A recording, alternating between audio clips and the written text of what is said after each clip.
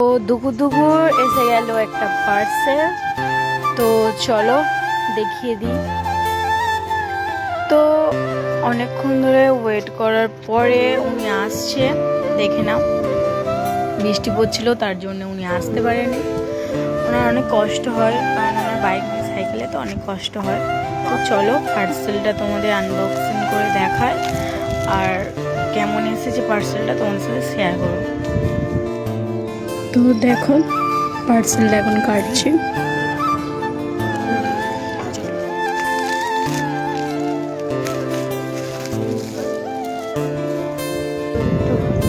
পার্সেলটা অনেক সুন্দরই এসেছে, খুব ফাইন। এটা মানে ভিড়ছিবে না, বাচ্চাদের সেফটির জন্য এইগুলো ইউজ করা। তো দেখো ট্রাই করে তোমাদের দেখাবো জল দিয়ে।